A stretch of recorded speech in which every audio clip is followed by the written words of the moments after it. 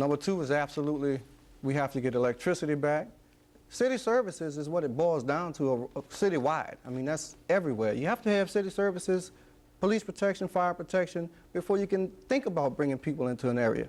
Water, gas, sewerage, all of that's absolutely necessary. Thank you. Mr. Lockett, you get to ask another question. Another question.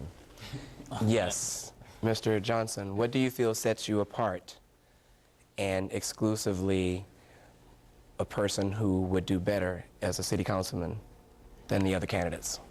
Well, what sets me apart is that I've been working in the community for the past 20 years. I lead by example. I don't just allocate or dedicate. I lead by example. I would not ask anybody to do what I wouldn't do myself. So, and being in council and helping rebuilding, building a new Orleans, because I'm not up on rebuilding, because we don't want the same thing we got destroyed, so we want to build a new Orleans. All right, thank you, gentlemen. If you'll excuse us now, we have to pause for breaking news. Live in Studio A, we have breaking news. A 3-alarm fire is burning uptown right now. It apparently started less than a half hour ago at 4th and Danielle Street. Hazmat crews have been called to the scene, and firefighters are also having to take extra precautions at this time because we understand that part of the building may have collapsed. We have a crew on the scene, and we will try to bring you some live pictures before the end of 6 on Your Side Live. And now back to Norman in Studio B. All right, thank you, Chris. Mr. Mitchell, you get another chance to ask a question. What would you guys do? Well, I asked this gentleman here, what is it that you would do to help to rebuild some of the police stations and the fire stations around the city that have been severely damaged by the hurricane? You asking that to me? Oh, I mean, it's all based on obtaining federal funds. I mean, you know, like I say, building a new Orleans, and if we cannot get the federal funds, then I'll lead by example. I'll get a group of people, and we go down there and do what we got to do. You know, to get services of police to be operative, but they have portable buildings out there now and things like that. So it's going to get done. The question is the time sequence that it's going to take to get done, and who leads that charge. And, you know. All right. Thank you, gentlemen. Well, fasten your seatbelt. The lightning round is next. Your topics, your questions, getting you answers. This is 6 on Your Side Live. It's a 6 on Your Side Live showdown with the candidates for New Orleans City Council District E, representing Eastern New Orleans in the Lower Ninth Ward. And now it's time for round 3, where I'll ask questions, each geared to a specific candidate. You have 30 seconds to answer. I will also have some speed round questions where I ask the question and you answer yes or no. Let's start with our candidate-specific questions, beginning with Mr. Mitchell. You have talked about establishing a deadline for people to gut their homes. What deadline would you recommend, and what would happen to people who failed to meet it? Well, that would have been an initial thing back in, I would have established a deadline from the Katrina event to perhaps the end of the year, somewhat of a soft deadline, just to get people moving into the right direction. What we didn't have was our leadership pushing people in the right direction. Just a little subtle push, but enough of a push to start moving in the right direction. Folks who wouldn't do it, like I said, it'd be a soft thing, so we, you know, extend it a little bit, but then we'd come back. The next thing, we'd have to get your permits to show that we're progressing steadily towards recovery. Mr. Johnson, you have said no when asked if you would pledge to end the practice of deferring to the district council person on land use issues. What would you say to voters who view such a position as the same old politics? The land use thing with the giving it to the councils, because the council can bring it to the people. If you take it from the council, then the council don't have that opportunity to bring it to their constituents, and then you got somebody else that's in control of the land use in your district. So you wouldn't give up the practice of having a council person deciding what goes on in his or her district? Right. That's one thing I wouldn't be. Well, you say that's a key word you said just now. Deciding. See, they're not deciding. In my opinion, they wasn't deciding. In my opinion, they're supposed to bring it to the people, and the people decides whether they want it in their neighborhood or not. And if they don't, then it's a no go.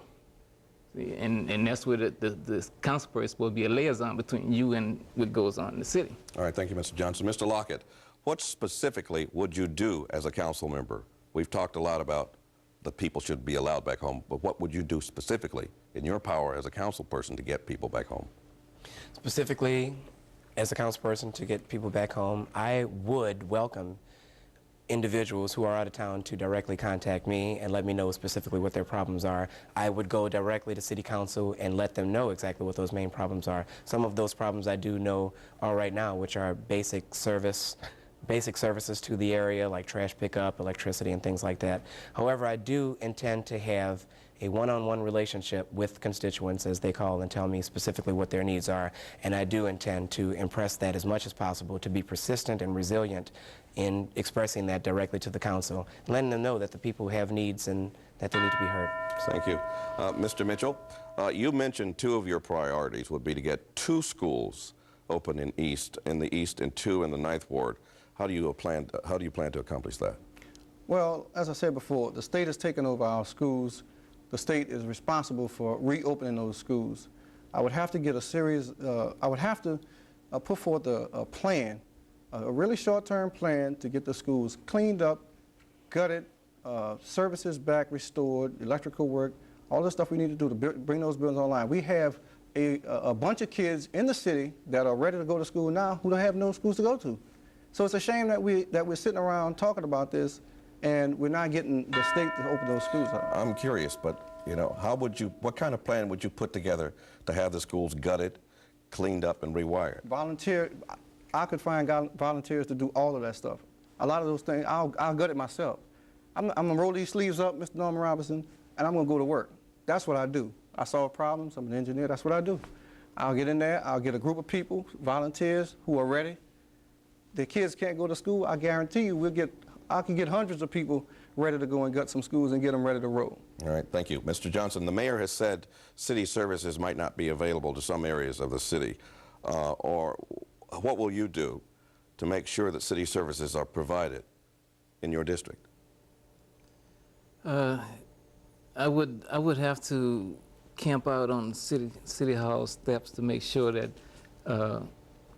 we don't go neglected, and that goes to what I was saying earlier about being our own municipality. We wouldn't have these problems if we was our own municipality at this point. The thought came up about 40 to 50 years ago. Thank you. We have to take some breaking news right now. We'll get back to you, Mr. Lockett, after this. Now an update on breaking news. These pictures taken just moments ago from a 3-alarm fire burning uptown. We want to show you those pictures. This is a house at 4th and Daniel that is burning right now. We understand that firefighters are still having to battle some flames. There is thick smoke, and they are concerned that part of the structure did collapse. Hazmat crews have been called to the scene. This fire started about half an hour or so ago, maybe a little more than that. And firefighters are still at the scene right now trying to make sure everything is under control. We do have a crew on the scene, and we'll bring you an update just as soon as we have more information if it warrants it. Now back to you, Norman, in Studio B. Thank you, Chris. And Mr. Lockett, you get the last question, Mr. Lockett. You say you will expedite the completion and adoption of a master plan provided it's in the best interest of the community, and most of the constituents agree.